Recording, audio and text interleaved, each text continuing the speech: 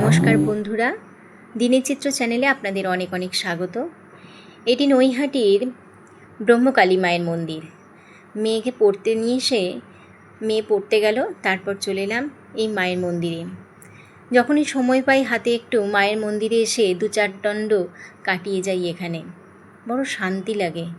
এই যে মায়ের মূর্তি, মায়ের মূর্তির দিকে তাকালে যেন মন প্রশান্তিতে ভরে যায়। মাকে মনের কথা সব উজাড় করে বলতে ইচ্ছা করে। বড় শান্তির জায়গা এটা আমার।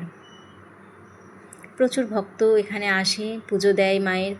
পুরোহিত মহাশয়রা তাদের অঞ্জলি দেয়। পাশেই একটা আছে শিব মন্দির, এখানে ভোলানাথের মূর্তি আছে ওখানে। অনেকে ভোলানাথেরও তো পুজো দেয় মায়ের সাথে। মন্দিরের চারপাশটা, এটি গঙ্গার ধারে মন্দিরটা। এই যে মায়ের রন্ধনশালা, এখানে রান্না হয়, মায়ের ভোগ প্রসাদ হয়। মন্দির থেকে একটা সিঁড়ি নেমে গেছে নিচের দিকে রন্ধনশালায় যাওয়ার জন্য। এখানকার পুরোহিত মহাশয়রা খুব ভালো। তাদের মন্ত্রোচ্চারণ শুনলে আমার মন প্রশান্তিতে ভরে যায়। এই যে গঙ্গা, নৈহাটি ফেরিঘাট পাশেই, এখানে লঞ্চ দাঁড়িয়ে আছে। ওপারটা হচ্ছে চুঁচড়ো, এপারটা নৈহাটি, উত্তর 24 পরগনা জেলা। কি সুন্দর ফুরফুরে হাওয়া দিচ্ছিল। এখানটা দাঁড়িয়ে থাকতে মন আনন্দে ভরে যায়।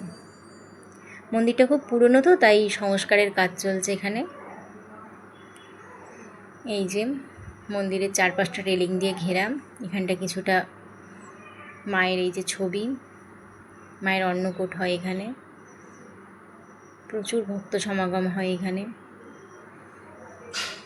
এই মন্দিরে বলিদান প্রথা আছে, মায়ের বলি হয় এখানে হাড়িকাঠ।